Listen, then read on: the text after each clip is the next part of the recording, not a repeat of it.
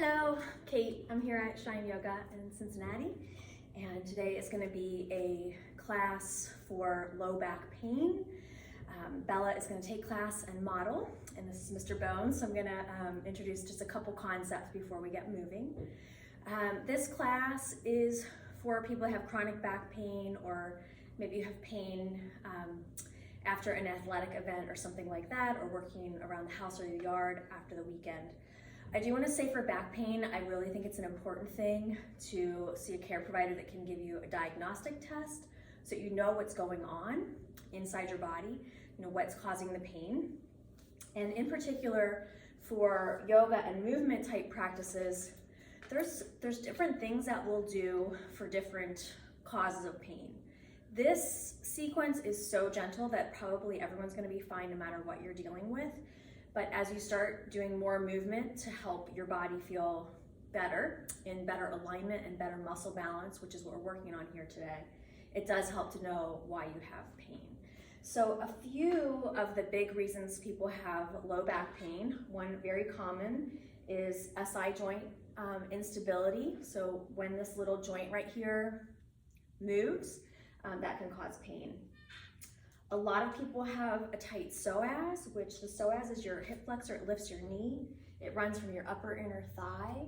It goes diagonally over your pelvis, and then on each side, there's one on each side, they hook onto the lumbar vertebra. So there's these little facet joints that stick out, and so on each one, there's 3 little muscles connecting each vertebra to the one above it. Another reason people have pain is that they have arthritis or degeneration back here. And the other thing is disc issues, disc and nerve issues kind of in between the vertebra. And if we were doing bigger movements, I would have you do different things depending on whether you have arthritis or disc issues. And once again, this will be gentle enough. Just use pain as your guide, nothing should hurt. Okay, I think that's enough intro with the skeleton. We're gonna need some props for today's practice. And once I introduce them, probably best if you pause your video and go find these things. So we're gonna use 3 yoga blankets. You can see how thick this is. And yoga blankets are nice and firm. So like soft, squishy plush blankets, not so great, but like a large beach towel or a couple regular bath towels stacked could work. We're gonna use a yoga block, but like a squishy ball or a rolled up towel. Anything that's about that thickness is perfect. A yoga strap that you can use like a belt, towel, scarf. And then we will use a chair at the end. If you're in your living room, the edge of your couch will be perfect. Okay, we're gonna start reclining. And we're gonna use a blanket to support the body in this very specific way. So I have this long, thin rectangle. That's gonna go down to support the back so that your hips kind of have a little nest to go down into.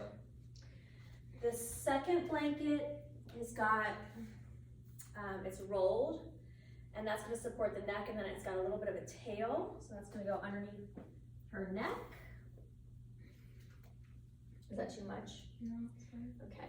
And then the third one is a long, it doesn't have to be long, but it's a roll, and that's gonna go underneath her knees. And then you can let your legs rest. Okay, so that's where we're gonna start. If you need to go gather some props, you can pause and then come on back.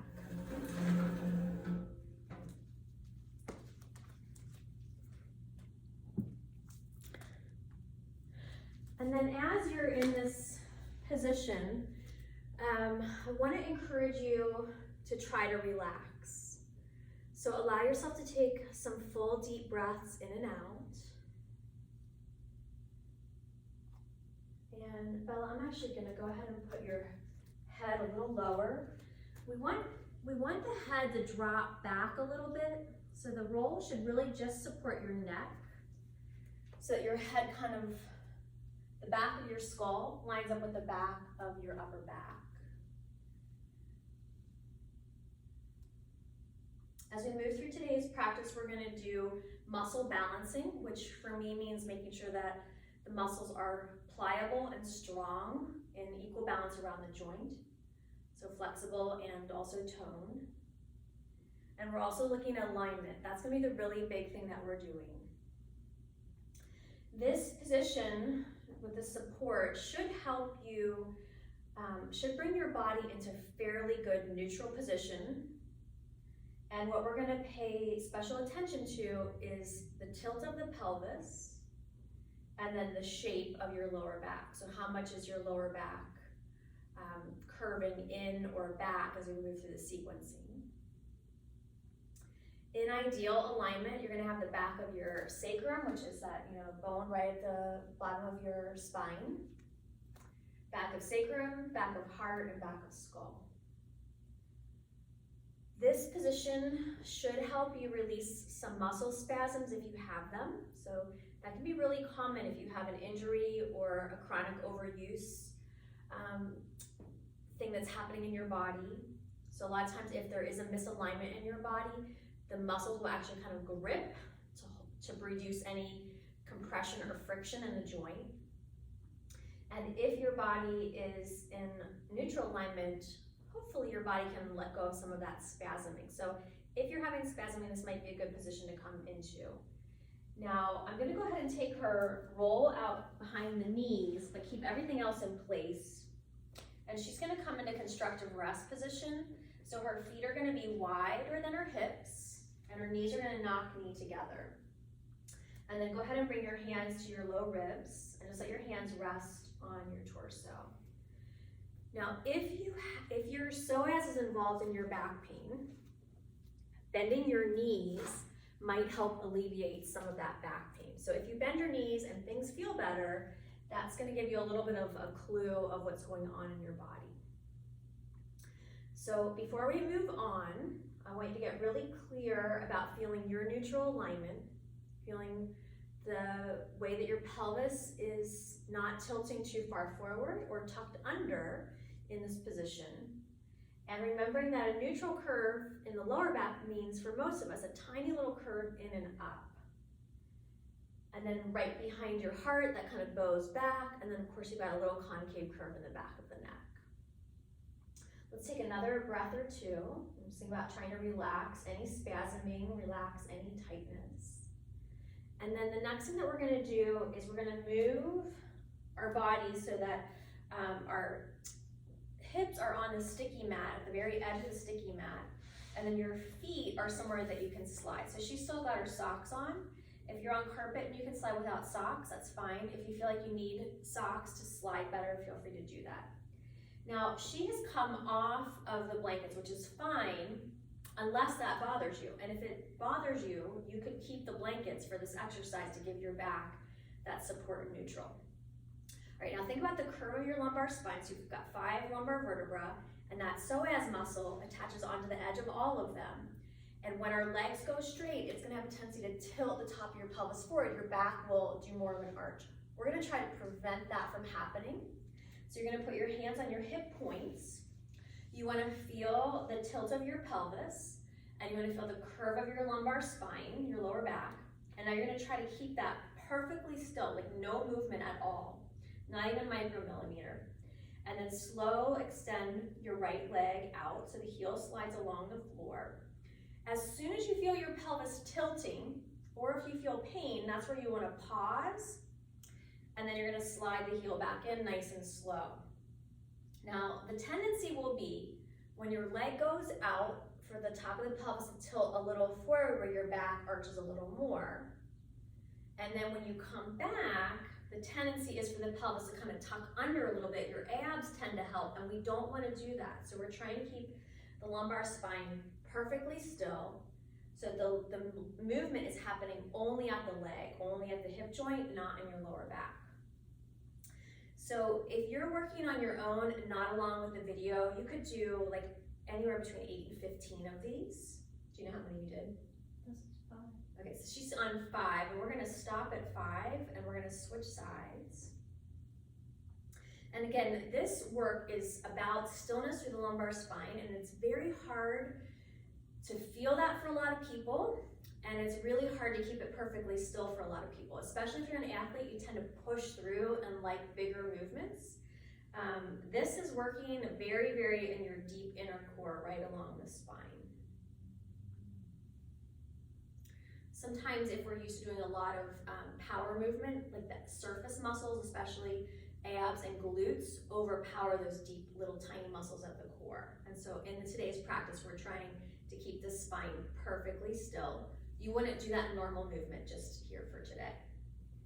Okay, so now we're gonna scoot back onto the mat so your feet and body are on the mat. And this is another one that's gonna seem very easy, and it is super easy to cheat. So go ahead, lay back. I'm just gonna call this baby bug. There's an exercise called dead bug that's a bigger movement, and this is like a super small version of that. You're gonna go ahead, bend both knees. Put your hands on your hip points again. Bring your lumbar spine into neutral and make sure that your pelvis feels neutral. And then go ahead, belly walk your feet out a little bit more. You want a good 45-degree bend in your knee. If our heels are close to our hips, that's probably like 30-degree bend. So you're gonna go even a little bit more out.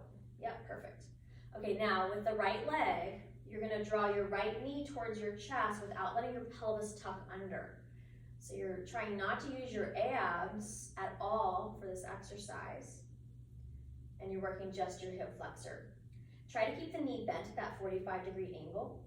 So that's gonna mean when your leg comes up, it'll kind of be parallel to the floor.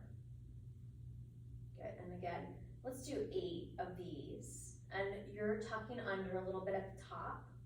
So I'm gonna really go a little slower. The problem for a lot of us is our surface muscles get very strong and activated. And when that happens, a lot of times the inner core muscles are like, I don't need to work, so I'm just gonna hang out loose. And so this is about keeping that spine perfectly still.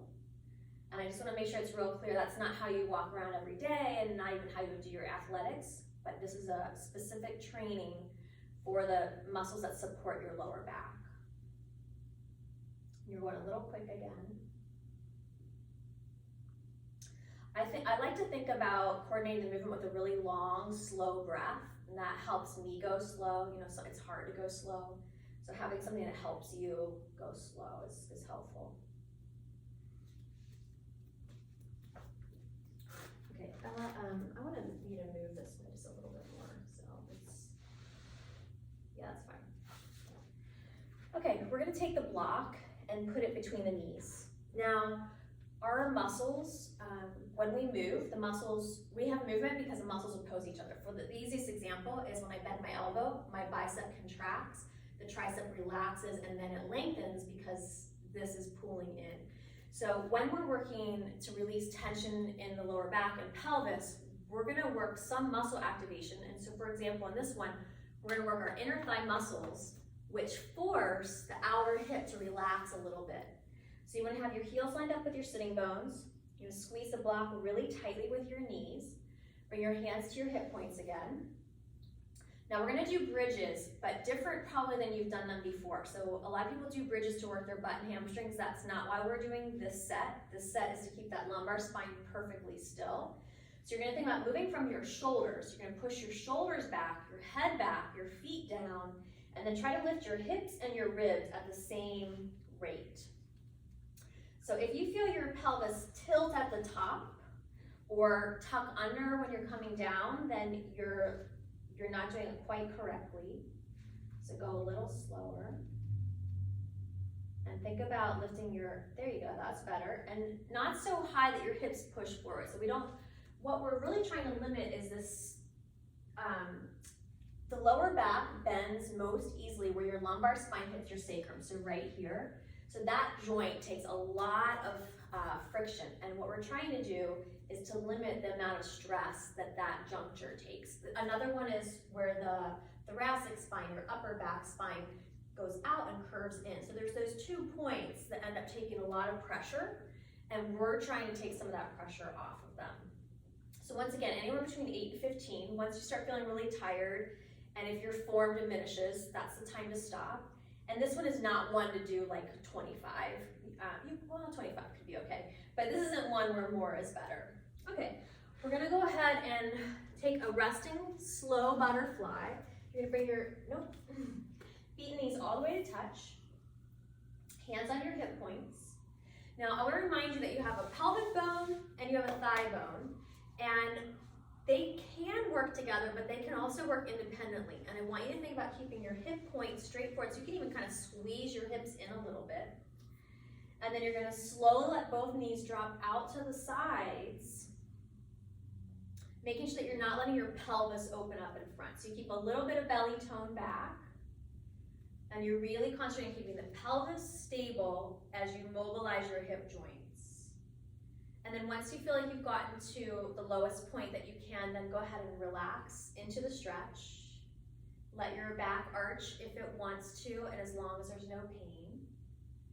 And think about relaxing all the muscles around your pelvis. So good full deep breath in, let your belly stretch on the inhale, and full breath out.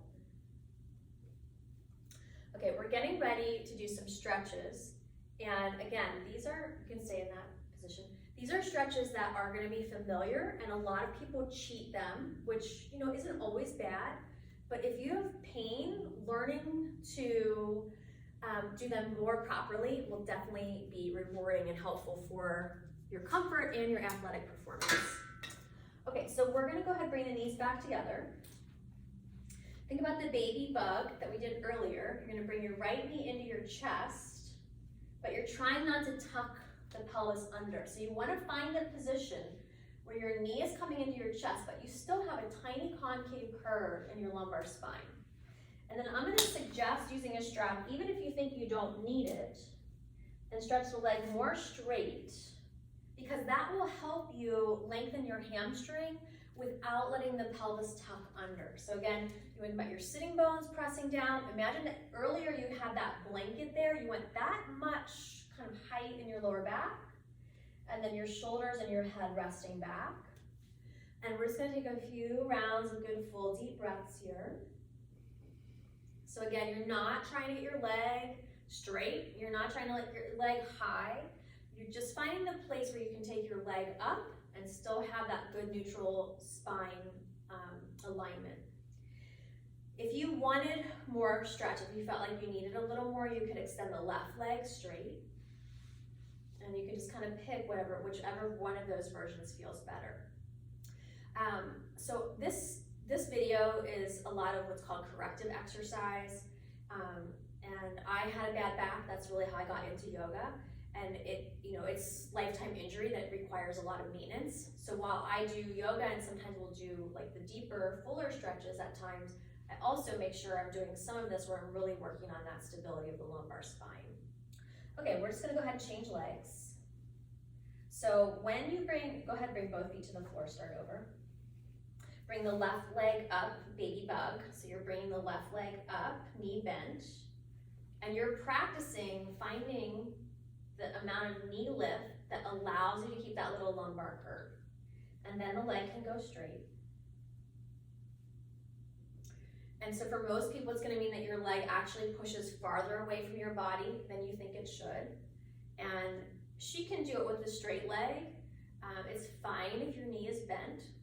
Remember that it's about feeling the lengthening of the hamstring. It's not about getting your leg straight up and towards your face. So where can the leg be elevated and you maintain that little tiny bit of concave curve lumbar spine? And I think she's probably gonna keep her right knee bent, but if you wanted to extend your left leg straight or your right leg straight, you could. So we'll just hold this for a couple more breaths. I'm gonna be quiet for a moment, and we're still gonna hold the stretch, so we have pretty much even amount of hold on each side. This is a good place to practice deep breathing, like really taking your time on that inhale, and letting your exhalation be complete, and allow yourself to think about releasing tension with the exhale.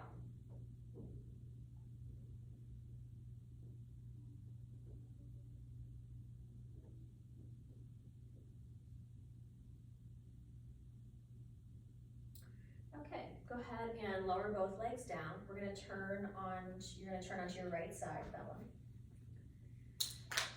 This is the clam. So you have your big glute max, which is the big butt muscle, and then underneath that, are the glute minimus and medius. Your max takes your leg back and turns it outward, and the minimus and medius really are stability muscles. They help your hip not drop out to the side when you stand up, but they do take the leg out to the side, just not with the rotation and extension back. So this is another one. We're going to try to keep the hip point straight forward and the leg will lift up. So you're going to put your left hand on your hip. You can cradle your head on your right arm. Hug your belly muscles in. And then slow, start to lift the knee up and down.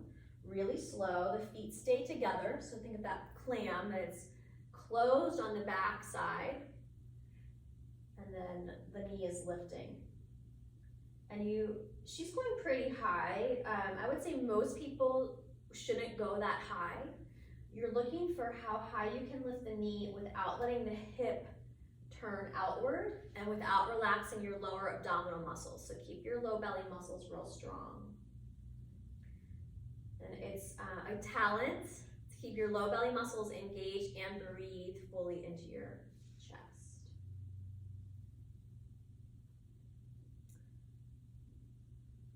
How many are you on there? Almost 10. Okay, go ahead and stop. And then we're gonna move into a little twist to release the tension from that pose. So you bring your hands behind your head. You're gonna try to keep your knees and hips stacked on top of each other. Spine stretches long, and then twist through your waist. Take a couple good deep breaths there. Let your outer hip and your side body relax.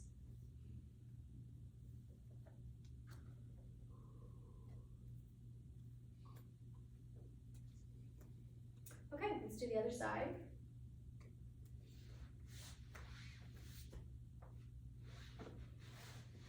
So you've got the knees bent at 45-degree angle. Your knees are forward in front of you. Hips are stacked. This time your right hand is on your hip, which is the top hip.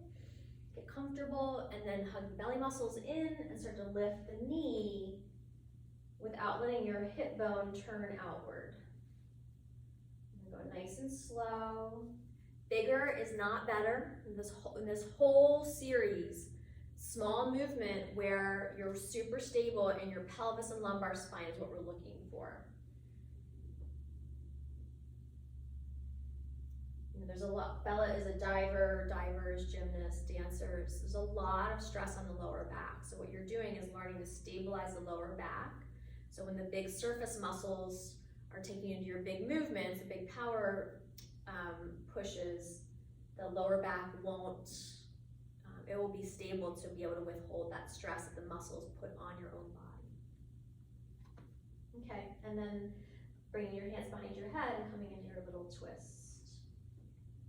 You might keeping your spine long, and remember that its neutral position is a little tiny curve inwards. You can kind of let your lower back arch just a little bit forward.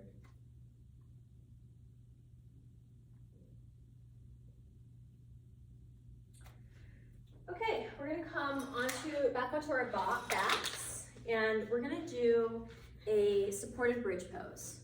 So this is another one, depending on why you have pain, this one can be a restorative position. So it can actually feel good. It puts your body in a certain alignment that will, for a lot of people, allow any spasming to soften. So she's gonna use a block, which is kind of gonna be medium height. If the block is too much, but a little bit of height feels good, you can just go ahead and grab one of your folded blankets. And then you're gonna take your time to lift your hips up and slide your support under, and you want it to go right across the sacrum. So it's supporting your sacrum and the kind of the middle of the hip bones. Okay, and then you're gonna tone your abdominal muscles. So once again, we don't want the pelvis to tilt forward when we stretch the leg straight. So you're gonna slowly extend your right leg towards straight with the heel on the ground. And you're, again, resisting any forward tilting of the pelvis, so the belly muscles pull back. And this is gonna stretch that psoas muscle that connects your inner thigh to your lower back. Runners, anyone that climbs stairs, if stair climbing is part of your training, divers, you see the hurdle, you work that muscle a lot. So this is gonna help release that muscle that actually connects your back to your leg. And if it would feel good, you could also take your arms up overhead. A couple good full deep breaths there.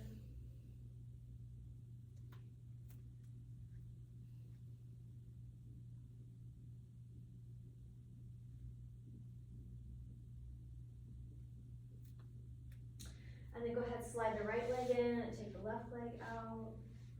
Keep the pelvis neutral, keeping the low belly muscles hugging in and back. This is one of those kind of exercises where a few minutes is fine to hold if it feels good. You want to do minimum 30 seconds. I really think minimum like 90 seconds for a pose like this. And we do restorative yoga where you're in long supported holds, and we might hold this one for 3 to 5 minutes even. Probably not 5 minutes on each leg, but you could. And then you can take your arms overhead for this one if you would like as well. So again, this is to release that muscle that is in the front of the groin. And if you sit a lot, it's also, it gets short. So this is a way to lengthen it back out. Okay, we're gonna now lengthen the muscle on the side of the hip. So you're gonna go ahead and roll over onto your right side, Bella. And you're gonna keep the support, you're gonna keep the lift. So you're gonna keep a lift, and you can adjust, you can go higher or lower depending on how tight this will stretch your IT band. We're not really stretching the IT band, but we are stretching the muscles that hold the IT band onto your outer hip. Okay, so you want your hip directly on the height, and then you're gonna lay your body down on the floor. And you can let your head rest on a straight arm, you could cradle your arm. Your bottom knee bends for this one. The top leg goes straight. Now it's very important that your leg is straight in line with your body. If your foot goes forward or back, it's not gonna stretch what we're trying to stretch. So you've gotta keep the leg straight in line with the body. If you have a tight one, if you just kind of hover it, it's gonna start to lengthen. You'll notice that if you push it to the floor, but if you just let it hover, it's probably just gonna hover. So you don't want to apply pressure. You're trying to find the alignment where your leg goes straight out, and you're gonna let it hover. And if it does slowly start to descend towards the floor passively, that's fine. And again, try not to push it down. You're not trying to use your inner thigh to pull it down. Some people will have a very loose one and it'll just sink down and be like, what are they talking about? So if it really does just sink down, you are very flexible. Take another breath or two, and then go ahead and come to the other side. Again, this is one, if we were in session together, I would hold that a little bit longer, but I don't want the video to feel too long. All right, so once again, we've got the height is right underneath your hip so that your whole torso is moving kind of in a downward angle to the floor. You can support your head in the way that feels best for you, and then you're finding that alignment where your leg goes straight out from your body. You might find that if it went forward or back, it would go down easier, so you're really trying to find that position where it does just hover a little bit. I think it's a good thing as well to notice the comparison from side to side. A lot of us will have one side tighter psoas and the other side tighter glute maybe, or the muscles that hold your IT band. That's the tensor fasciae latae. It's a little fan-shaped muscle up there at the top. Just a couple more good full deep breaths. This is another one, if it was convenient, you could balance your right arm, could go overhead, and it might feel real nice too. Like alongside your ear, yeah. I like to take the bottom hand and hold the wrist and come into big crescent.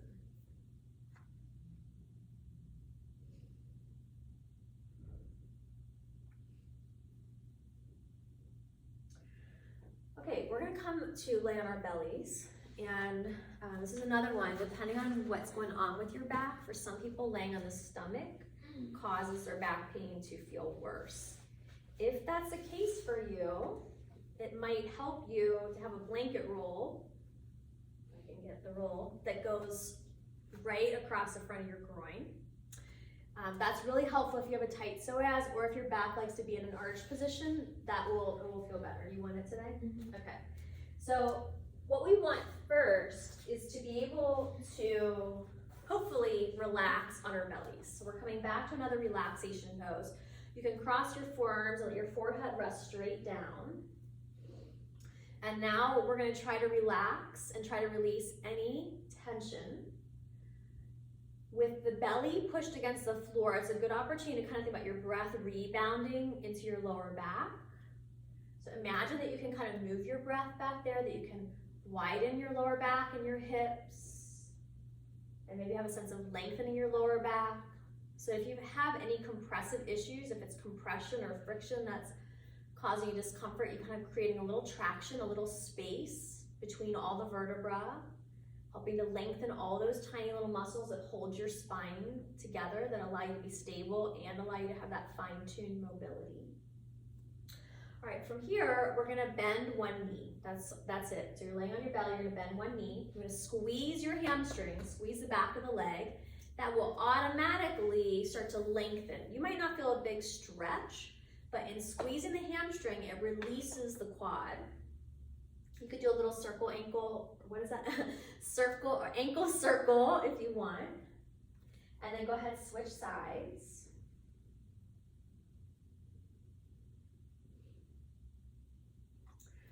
Okay, now, if we're able to, we're gonna extend both legs straight and come up into Sphinx Pose, where you come up onto your forearms. And you might decide that you wanna take that roll away at this point, so you can just feel what feels good. Does it feel good to keep it, or you wanna lose it? Holding here, squeeze your shoulder blades back and together, and hug your low belly muscles in a little bit so that your pelvis isn't tilting too far forward. And then you're gonna bend your left knee. Cross your right arm in front of you a little bit more. That's gonna hold your body weight and reach back with your hand for your foot. This is another place where a strap might help you. And you know, even though she can do it, she can grab her foot, she is in a period of low back pain, and so there's a little bit of spasming. So the point is to relax the tension. So do what you need to do to be in a position that allows you to feel a little bit of lengthening, an ability to keep the tone, and really to be able to breathe deep and well, and to feel a sense of the muscles relaxing instead of getting harder. Okay, let's switch sides.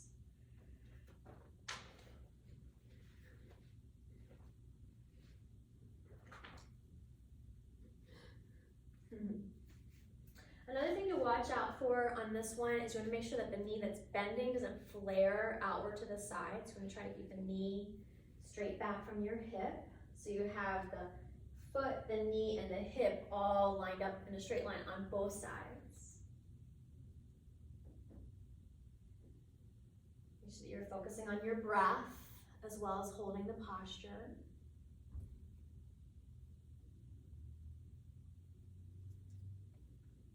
Okay, good, and then release. We're gonna come next to puppy pose.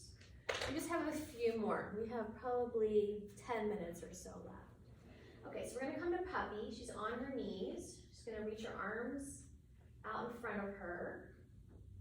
You wanna look up at your hands and make sure your hands are evenly turned in and out, so that you don't wanna have them turned out or in, that you kind of, your middle three fingers point straight forward. This is going to give a little bit of traction for the spine, so we're working on lengthening the spine here. Okay, we're going to move to downward dog, and Bella, I need you to turn around for this one. And she's going to take her socks off so she doesn't slide. So you might have seen downward dog or done downward dog, and what happens for most people is that when they come to downward dog, their back is kind of, I'll demonstrate, they work on pressing the heels down and rounded. And that can put pressure on the lumbar discs and nerves. So we're gonna be very specific in this downward dog. So she's gonna come to downward dog. And I want everyone to lift your heels way up off the floor and then bend your knees really deep. Lift your sitting bones high to the sky. And what you want is to get that lumbar spine to go into a concave curve neutral position. A lot of people start off in downward dog with the feet too close to the hands, so taking a longer width between your hands and your feet can help. Okay, we're gonna pause for a moment. Just come down to your knees, catch your breath. Sometimes it can be a lot being upside down, getting the blood in your face. And then we're gonna go right back up. And I'm gonna give her some traction. So this is something that you might kind of teach someone to do for your body. It feels super good. I'm gonna pull her shoulders a little bit forward. She's gonna bend her knees and lift her sitting bones way up to the sky. It's necessary that the low back gets flat or concave. If it was rounded, you would not want your hips to get pushed back. And then hands are gonna go right on the flat bones of the pelvis, and I'm gonna push up and back.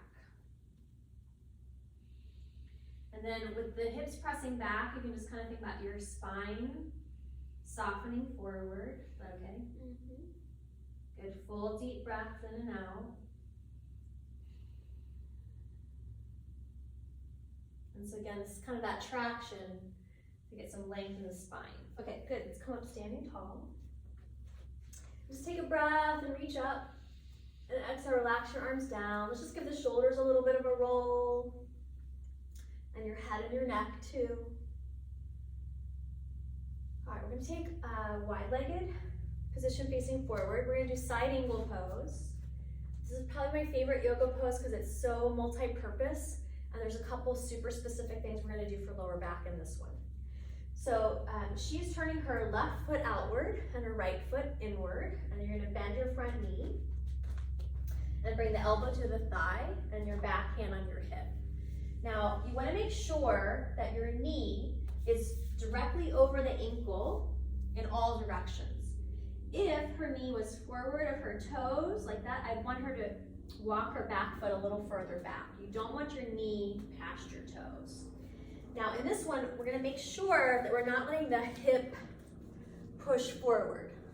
So you want to push your butt back, stick your butt way back, and then reach your right arm alongside your ear and go for a really big side body stretch without squeezing your butt and without letting your hips push forward. So you're just really thinking about lengthening the front and the back and the side evenly. So it's all about length.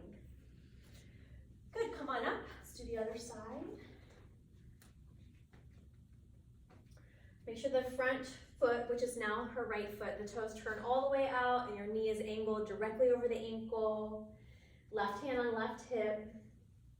Lean your chest forward a little bit and your butt back. Stick your butt back. Yep. And then take the left arm alongside the ear.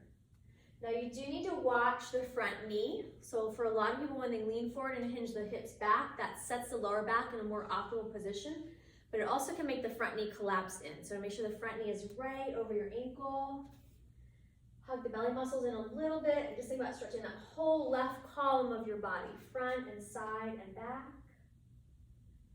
Good, Bella, come all the way up standing tall. Face me in the front of your mat. We're gonna come into skier's pose. We're just bending the knees, hands rest on the lower thighs. Make sure your weight is back in your heels. You wanna practice hinging at the top of your pelvis.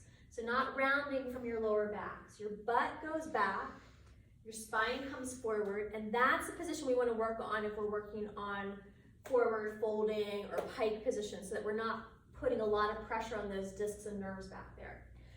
From your hips, hinge and try to lay your belly on your thighs, and then bring your hands down to your shins or the floor. Let your head relax down. So you're gonna bent knee forward fold, and you're working on spinal length. So again, the hinge happens at your hip, your thighs and belly are pressing towards each other. You can begin to stretch your legs more straight to work on your hamstring flexibility, but pay attention when your lower back rounds and try not to let your lower back round. And again, if that's part of your sport, there might be times you kind of need to force that a little bit for your sport. But when you're doing recovery training, really try to keep your spine nice and long. Okay, let's step back to downward facing dog. This is a nice place to kind of pedal a little bit, to kind of relax your hips. You can bend one knee, stretch the other leg straight, let your hips rock out. If you're watching and downward dog is not an accessible pose for you, I should have said this earlier, you can always just do puppy instead. And we're gonna try now to come to child's pose. So you're gonna come to your shins, point your toes, press your hips on your heels, your forehead can rest on the floor, your stacked arms. Now this position brings you into rounded lumbar spine. And if you have nerve disc issues, this may be a contraindication. So if you have nerve disc issues, you're going to be working, for the most part, most people are working to keep concave neutral. So you could do puppy instead of child's. But this does give you a stretch for the erector muscles, your low back muscles. So it's a nice position to be in as long as it feels good. We'll take a couple more rounds of breath here.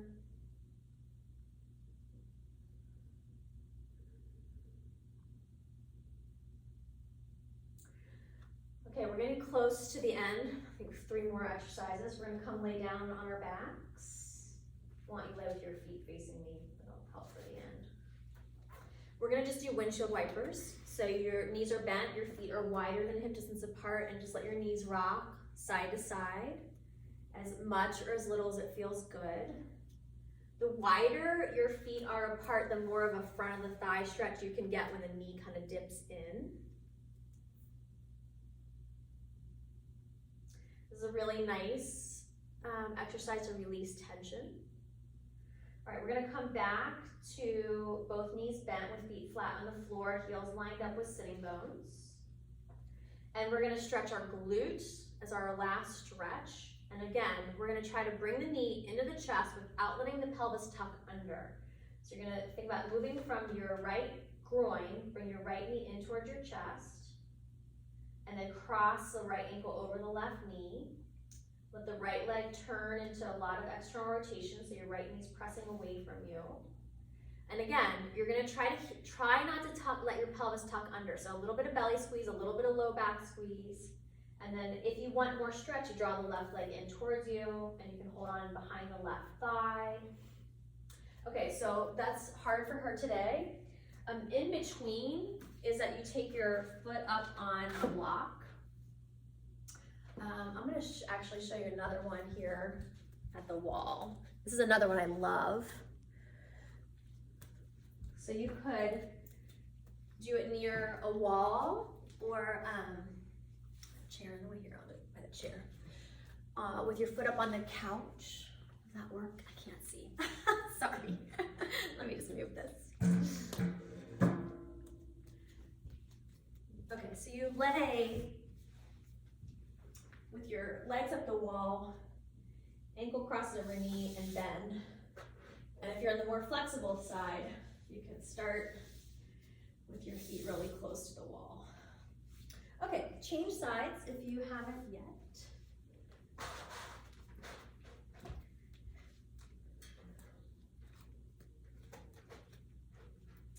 And a lot of times if there's instability in the lower back or sacral SI joints, those glutes can do a super tight clamping. So this is a way to release some of that tension. You want to make sure that you're not just thinking about the pose, but that you're doing the breath work and the relaxation aspect of it as well.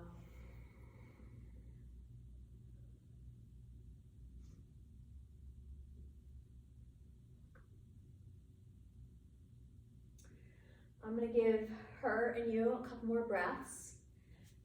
We're going to finish with a relaxation pose. She's going to use a chair. You can use your couch. The shin, you're going to be on your back and your shins are going to go up on the support. You could also do the constructive rest position that we did in the beginning, where your feet are wide and knock knee together. And you can also go back to any of the other positions that felt restful and healing. So like the first pose we did, I didn't name, that's bubbling brook. You've got support behind your neck and the curve of your lower back and the back of your knee. So think about it, it's all the places where there's a little back curve. You have support there so you can sink into it. Or the supported bridge where you had your hips up on some height. When my back bothers me, that's one I like a lot. I'm just gonna put a blanket on this because it's cold, cold metal. And you're gonna slide your shins up so your knees are bent at 90 degrees. Feel good? Mm-hmm.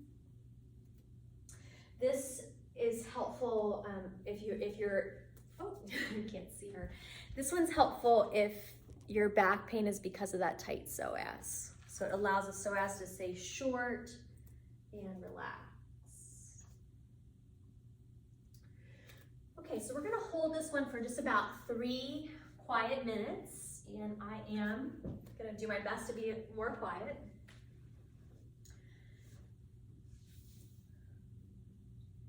Let yourself come into that space of feeling like you can slow down a little bit. And if that's hard for you, if you're a very active body and minded person, give your brain something to do. And that something to do can be paying attention to your breath. I like to feel the inhale coming in, and then just imagine the breath coming in and kind of expanding my body in all directions on the inhale. And then with the exhale, imagine everything relaxing.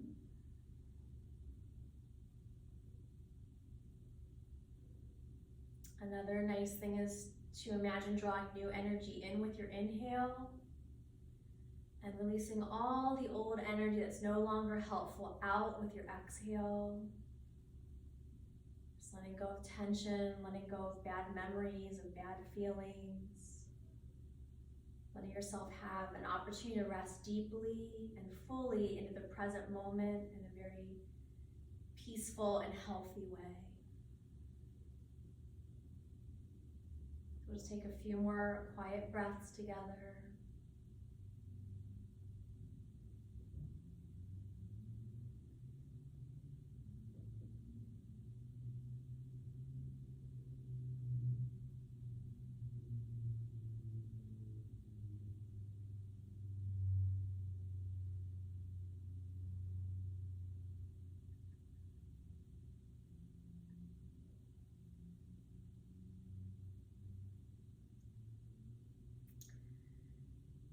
See if you can have a sense of feeling that which is supporting you, the earth and whatever other props you've chosen.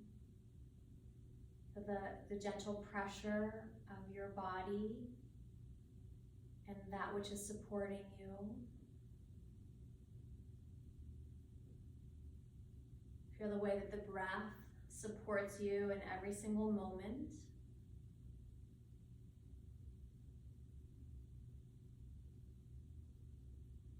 And see if you can soften even a little deeper into that support.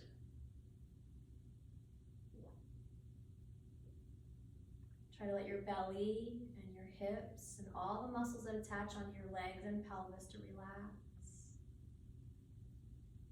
Let your shoulders and your head and your heart all rest a little more deeply.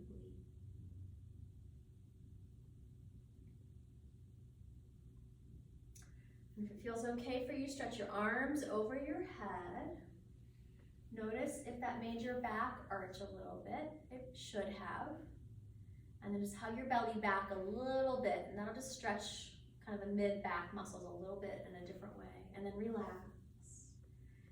And when you come out of this, you're gonna wanna come out real slow, very tenderly. So we've spent a lot of time doing very small movements. And let yourself transition that way. This exercise, you can hold that for anywhere 10 to 15 minutes. Just try not to fall asleep in that pose. I've done that before. All right, so that is, I feel like, the basics for low back pain. I hope that it's helpful. I hope that you take good care and that you feel good. See you later.